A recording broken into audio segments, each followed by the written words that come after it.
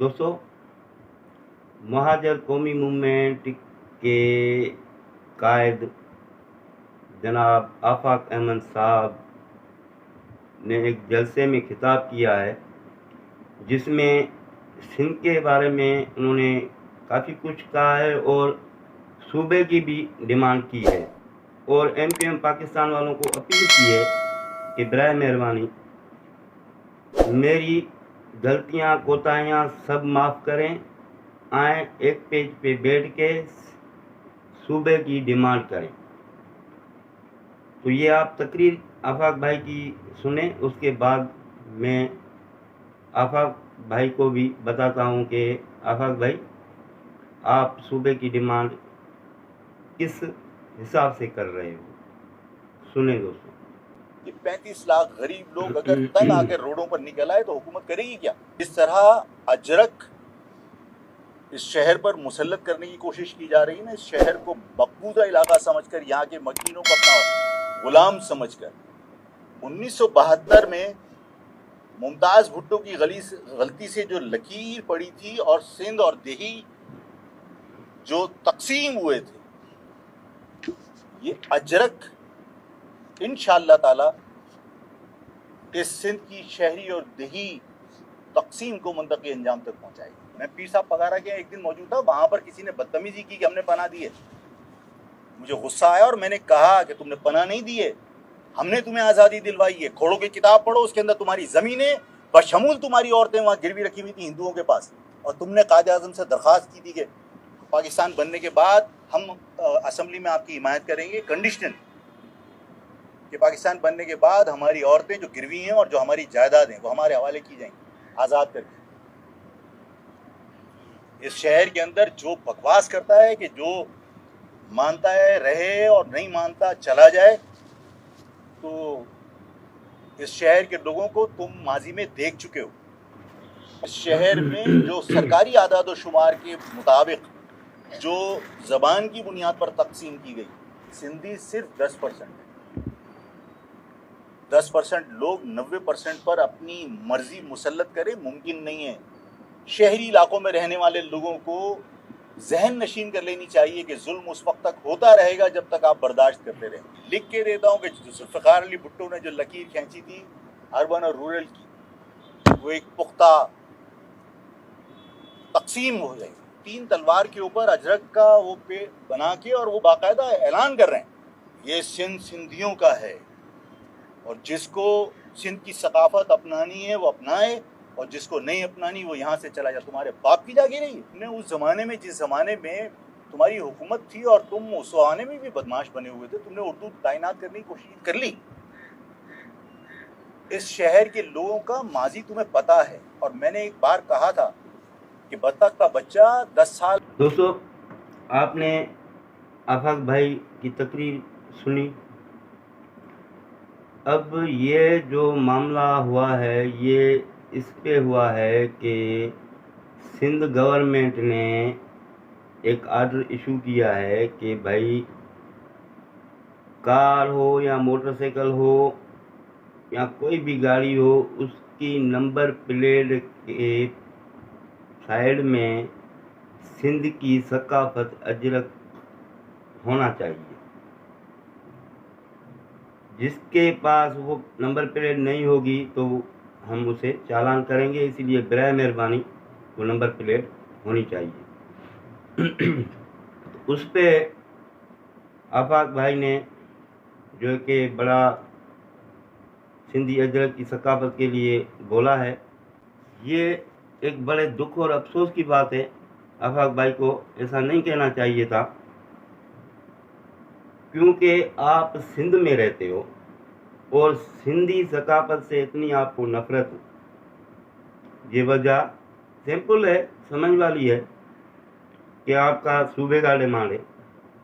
آپ کہتے ہو کہ ہم اپنی جانوں کا نذرانہ دے کر آئے اور ہم نے پاکستان کی جدوجہد میں اپنی جانیں دی، تو بھائی تاریخ گواہ ہے، تاریخ کسی کو نہیں دیکھتی، وہ قیامت تک زندہ رہتی ہے۔ اور قیامت تک اس کے وہی تاریخ کے الفاظ ہوتے ہیں، وہی چیپٹر ہوتا ہے۔ آپ اپنے تاریخ نکالیں، بتائیں کہ آپ نے پاکستان بنانے میں کون سی قربانی دی، کون سا آپ کا لیڈر تھا جس نے حمایت کر دی تھی پاکستان کے بننے میں۔ سندھ کا لیڈر تھا، اس نے حمایت کی پاکستان بنانے میں۔ پنجاب، بلوچستان، سرحد، ایون بنگال تک یہ لیڈر تھے جنہوں نے قائد اعظم محمد علی جناح صاحب سے مل کے پاکستان بنانے کی جدوجہد کی تھی۔ پاکستان 14 اگست 1947 میں بن چکا تھا، اس کے بعد بھی آپ انڈیا میں ہی تھے۔ 15 اگست جب انڈیا قائم ہوا تو ہندوؤں نے ایک ہندوازم کا اعلان کیا اور کہا کہ یہاں مسلمان نہیں رہے گا، اور انہوں نے اعلانات کیے کہ اگر کسی کو بھی اپنی جان عزیز ہے، اپنی جان پیاری ہے تو یہاں سے نکل جائے، ورنہ ہم اس کے ٹکڑے ٹکڑے کر دیں گے۔ اس کے بعد تم وہاں سے اپنی جانیں بچا کے نکلے ہو، پھر تمہیں پاکستان میں داخل کیا گیا ہے، تم پاکستان میں آئے ہو اور تم نے پاکستان میں پناہ لیے۔ پہلے تم پنجاب میں بیٹھے، پنجاب کے لوگوں نے کہا کہ بھائی پاکستان ابھی بھی آگے ہے، جاؤ آپ آگے، یہاں پاکستان نہیں ہے۔ پھر تم سندھ میں آگے، سندھ کے لوگوں نے تمہیں اپنے گلے سے لگایا، تمہیں پناہ دی، تمہیں اپنے دلوں میں جگہیں دی، تمہیں بٹھایا یہاں پہ۔ کوئی قربانی تمہاری پاکستان بنانے میں نہیں ہے۔ ہاں، تمہارے ابھی بھی قریب سے قریب رشتہ دار انڈیا میں رہتے ہیں، ابھی بھی، جو انڈیا کو چھوڑ کے، اس سرزمین کو چھوڑ کے یہاں نہیں آئے۔ کیوں نہیں آئے؟ اسی لیے نہیں آئے کہ ان کو پتا تھا کہ ہماری یہ سرزمین ہے، ہمیں اس مٹی میں جان دینی ہے، مارتے ہیں تو مار دیں، ہم یہاں سے کہیں دوسری جگہ نہیں جائیں گے۔ تم لوگ آ گئے، پناہ لے لی، بیٹھ گئے، تو تم نے قربانی دے دی۔ کوئی قربانی نہیں ہے بھائی تم لوگوں کی۔ بنگالیوں کی قربانی تھی، بنگال پھر بھی اپنے حصے کی سرزمین وہاں سے لے کے آیا تھا۔ اس کے بعد ایک بنگال بن گیا تو چلو وہ ایک الگ بات ہے، مگر حصے کی زمین تو لے کے آیا تھا نا اپنی۔ تم لوگ کون سے حصے کی زمین وہاں سے لے کے آئے ہو جو اب آپ ڈیمانڈ کر رہے ہو کہ بھائی ہمیں صوبہ چاہیے؟ ہاں، صوبے کی ڈیمانڈ تب کر سکتے ہو کہ بھائی سندھی مقامی نہیں تھا، پاکستان بننے سے یہاں پہلے نہیں تھا، وہ بھی ہمارے ساتھ ہی جو ہے کہ آیا ہے انڈیا سے، اب ان کو صوبہ دے دیا، ہمیں کیوں نہیں دے رہے ہو؟ سندھی پاکستان بننے سے پہلے سندھ میں قائم تھا۔ پنجاب پاکستان بننے سے پہلے پنجاب تھا۔ بلوچستان پاکستان بننے سے پہلے بلوچستان تھا۔ خیبر پختونخوا پہلے سے تھا۔ ان کو اپنا حق ملا، سب کو اپنا حق ملا۔ جو تھے یہاں پاکستان بننے میں، جو انہوں نے جو ہے کہ حمایت کی، وہ موجود تھے، یہاں پہ تھے۔ کشمیری، آزاد کشمیر والے جو اپنی زمین لے کر آئے پاکستان کے ساتھ، انہوں نے معاہدہ کیا کہ بھئی ہمیں پاکستان چاہیے۔ آدھا لوگوں نے کہا کہ ہمیں جو ہے کہ انڈیا سے رہنا ہے، تو آدھا مقبوضہ کشمیر ہو گیا اور ایک آزاد کشمیر ہو گیا۔ ٹھیک ہے، تو وہ اپنی سرزمین لے کر آئے تھے نا۔ تم لوگ کون سی سرزمین لے کر آئے ہو بھائی کہ صوبے کی ڈیمانڈ کر رہے ہو؟ اور تم خود کو ابھی تک کہتے ہو مہاجر۔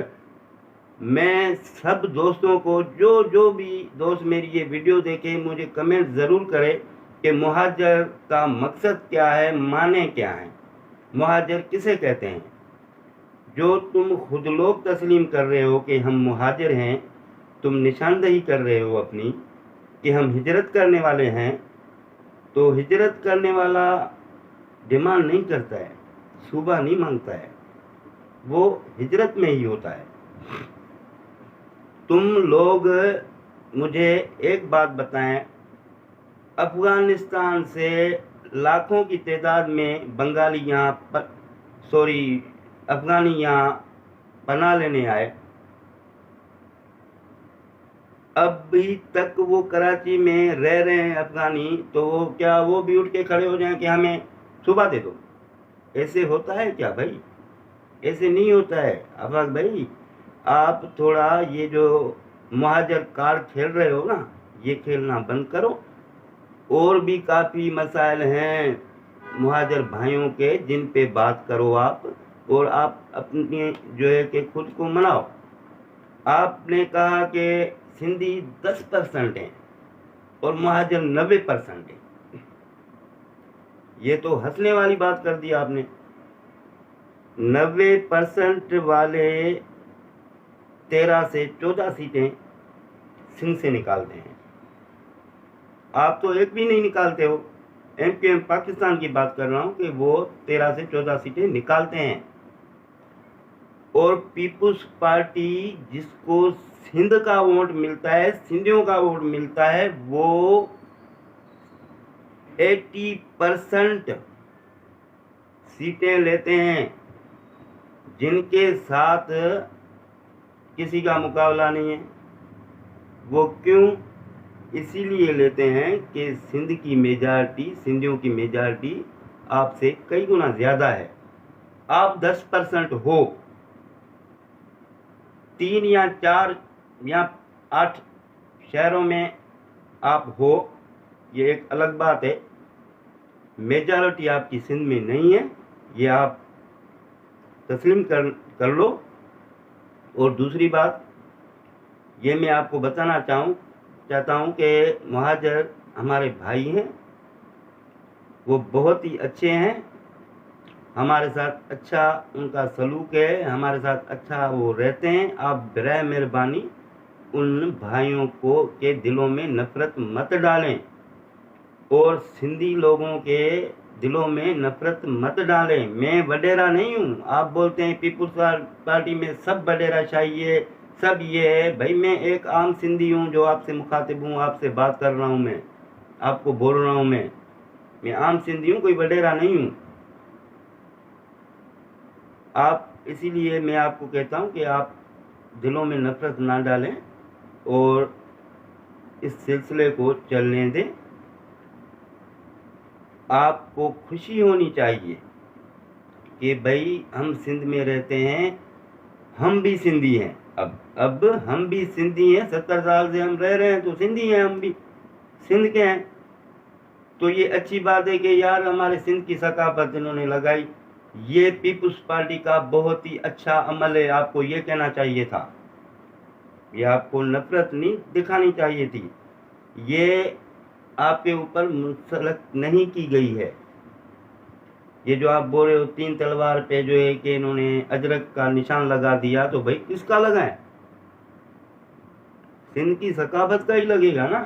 سندھ کی 3 تلواریں ہیں تو سندھ کی ثقافت لگے گی، تمہارا جھنڈا تو نہیں لگے گا نا۔ یا پیپلز پارٹی نے اپنا جھنڈا گاڑ دیا اس کے اوپر، سندھ کی ثقافت ہی لگائی ہے نا۔ تو آپ کو تھوڑا سمجھنا چاہیے، آپ ہونش کے ناخن لیں آفاق بھائی، ایسا نہ کریں کہ ہم دلوں میں نفرت آ جائے۔ اور میں آپ کی بڑی عزت کرتا ہوں، آپ اچھے سیاستدان رہے ہیں، اور آپ نے اتنی بڑی دکھ کی بات کر دی، اسی لیے مجبوراً ہمیں بولنا پڑا۔